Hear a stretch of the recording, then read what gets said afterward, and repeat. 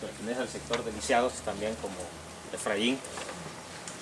Y bueno, bienvenidos al sitio histórico El Mozote. Nos encontramos en el sitio histórico El Mozote, de caserío El Mozote, cantón La Guacamaya, jurisdicción de Mianguera. Eso significa, han pasado por todos los pueblitos. La zona norte está dividida entre el río Torola. Eso nos divide a nosotros. La zona norte está dividida en 8 municipios. Y han pasado Mianguera, Jocoaitique, Arambala, y estamos en Mianguera. Es importante esta mañana que ustedes conozcan la verdadera realidad de nuestro país, o la realidad de lo que vivió nuestro país, 12 años de guerra, y que fue lamentable y que sigue siendo lamentable hasta ahorita, porque no se ha hecho justicia. Esperamos de que ustedes que están en formación y que este país está en el futuro en sus manos, ustedes van a hacer el cambio, la transformación de los mejores cambios de este país. Y por eso es importante, y por eso hacía mención, y el esfuerzo, el momento que ha hecho el señor alcalde de venir con ustedes. Porque ustedes son el futuro de este país. Hay que aspirar a ser alcalde, a ser diputado, a ser de la Corte Suprema de Justicia, a ser presidente, ¿no? Y felicitarlos por el sacrificio y el esfuerzo que han hecho cada uno de ustedes por viajar. Ya estábamos sacando cuenta que han recorrido 345 kilómetros, aquí donde estamos ahorita. Pero ese esfuerzo, todo sacrificio tiene su recompensa. Y felicitarlos quizás también porque sus padres y sus madres están haciendo un esfuerzo para que ustedes sean mejores ciudadanos el día de mañana, y no estemos en dificultades como está viendo nuestro país. Muchos estudiantes, muchos jóvenes están muriendo por no querer ser mejores ciudadanos en este país. Y por eso creo que los dos sitios que eligió el profesor es importante, el Mozote y el Museo de la Revolución. Quiero relatar un poco sobre la parte y me va a ayudar también don Efraín, lo del Mozote. La masacre del Mozote se da en un marco estratégico del gobierno y la Fuerza Armada salvadoreña y los norteamericanos en este país. El momento de planificar la masacre en el Mozote fue planificado para aplicar las mismas técnicas que aplicaron en el Vietnam. Era quitarle el agua al pez. Pero las masacres no inician el 11 de diciembre del 81 en Morazán, inician el 10 de octubre de 1980 en la Guacamaya subversiva. Estamos a 3,5 kilómetros acá del Mozote. La segunda masacre fue en Villa Rosario, que es otro pueblito que tenemos al poniente, acá desde Morazán también. Esa masacre se llamó Rompiendo el Silencio. Un año después de esas dos masacres, planificaron la del Mozote, porque se trataba de terror y muerte y intimidación a la población en la zona norte. Bueno, ahí tenemos el Sulpul, el Calabozo de San Vicente, el Mozote y otras más. Acá en Morazán hay 12 masacres que no han sido investigadas. La más conocida es la del Mozote, porque más adelante les voy a explicar quiénes fueron los testigos y las primeras, información que dieron acá. Por eso es la más conocida, la del Mozote. Pero el marco del operativo se llamaba Operación Rescate o Tierra Arrasada. El operativo duró 10 días.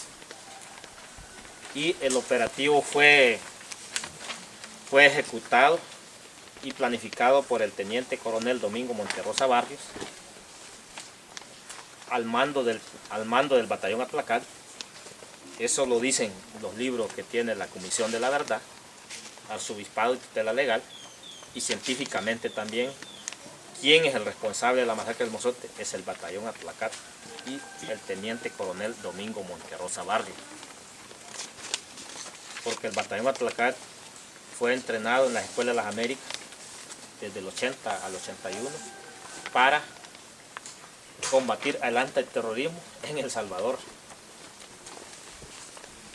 Por eso lo prepararon allá. Y ellos estaban preparados para ejecutar o hacer cualquier acción militar y podían pertenecer a cualquier ejército del mundo, los del Atlacal. Entonces el Atlacal se desplaza el día 9 del sitio del Niño de San Salvador para Morazán. Llegan el día 10 a Perquín.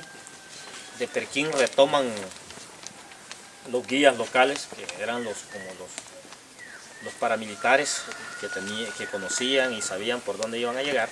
Entonces llegaron a Perquín y venían 3 agrupaciones. El batallón Atlacal estaba dividido en 3 agrupaciones. Una agrupación venía por Torola, San Fernando, Perquín. La otra agrupación venía por Ocicala, Meanguera, Jocuaytique, Arambala. Y la otra agrupación venía por Zacaupera, Huateca, por esta dirección, en 3 direcciones, cerrando fila, ¿verdad? En los 3 puntos cardinales, la parte poniente, la parte sur y la parte oriente.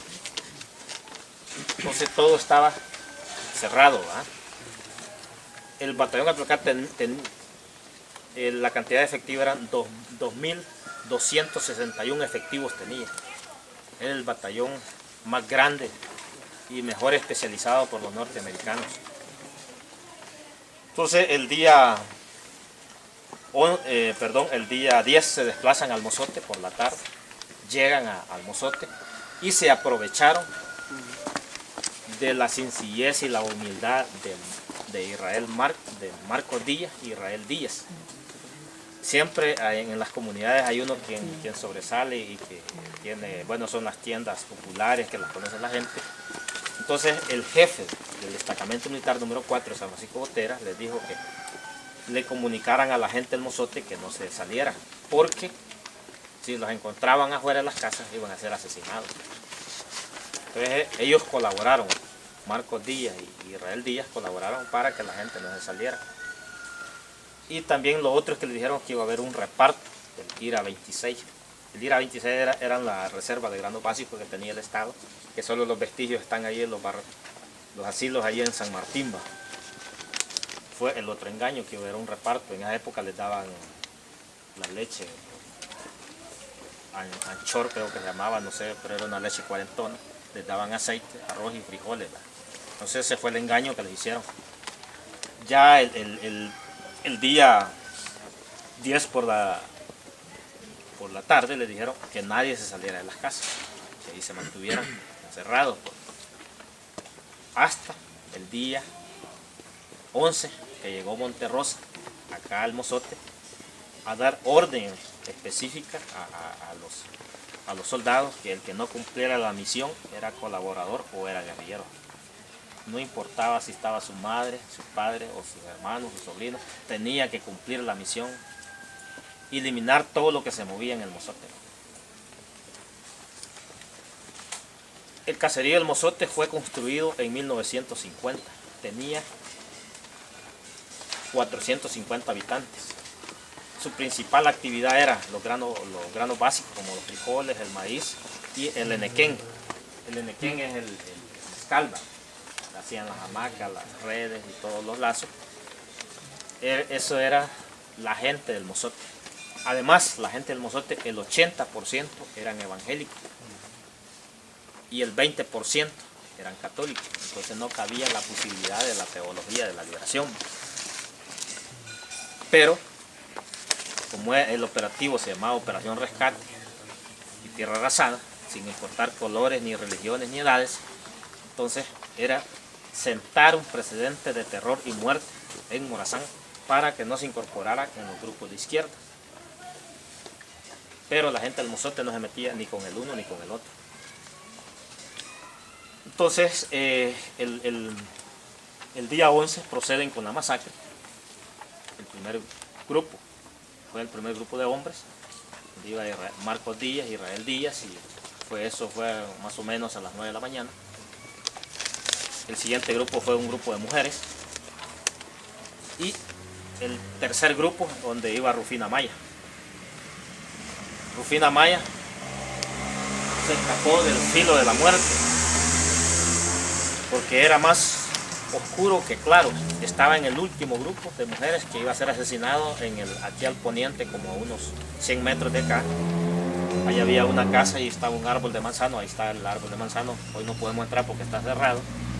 Pero ella se escapó de la fila de la muerte. Entonces Rufina Maya escuchó, vio como ahí está la placa de ella, que ya le habían asesinado a sus 5 hijos, y cómo gritaban al final. Entonces ella fue la que vio y escuchó de cómo quemaban y cómo asesinaron a los hombres y mujeres en el Mozote. 8 días después Rufina Maya fue encontrada por los guerrilleros. Fue la primera persona que dio el primer testimonio como mujer del Mozote. Después fue Radio Venceremos. El 29 de diciembre de 1981 Radio Venceremos da la noticia de que en el Mozote ha habido un genocidio de lesa humanidad. Se considera el más grande de Latinoamérica. Hasta esa fecha no se sabía cuántos habían asesinado, porque el operativo habían asesinado en el Mozote, en La Joya, en Los Toriles y Cerro Pando. Entonces, ese mismo día, el día 11, cierran con broche de oro con los niños en el convento de la Iglesia Católica. Aquí encontraron 146 menores de 12 años, de 3 días de nacido hasta 12 años. Y encontraron también una mujer en las exhumaciones con su feto todavía, ¿no? Un niño con su caballito en su chorba. Eso significaba que a partir del 82 hasta el 90, la masacre queda en la impunidad, en la oscuridad, nadie sabe más. Entonces, el tercer medio que publicó un artículo y que escribió fue el New York Times, que escribió un artículo que dice que lo que está financiando el gobierno estadounidense, que es Ronald Reagan, es para asesinar a gente inocente como lo del Mozote. El otro periódico que escribió fue el Washington Post, que también escribió un artículo, y eso fue lo que sirvieron para, más o menos en ese lapso de tiempo, para conocer lo que estaba pasando la guerra en El Salvador. Pero el artículo que más tuvo relevancia para hacer las exhumaciones fue el del New York Times. Entonces eso ha servido para hacer las investigaciones también, lo del Mozote. Cuando llegó el presidente, hay un total de 968 personas registradas, asesinadas. De esas 968 personas hay 519 niños ya registrados. Y el Mozote se ha conservado entre las corrientes críticas, políticas y religiosas, porque en nuestro país existen dos corrientes religiosas, los conservadores y los renovadores. Parro, que estaba acá, que da la casualidad y fallece, eso da las condiciones para construir y conservar el Mozote. Hay una organización que se llama CEBES, que es Comunidades Eclesiales de Base de Morazán,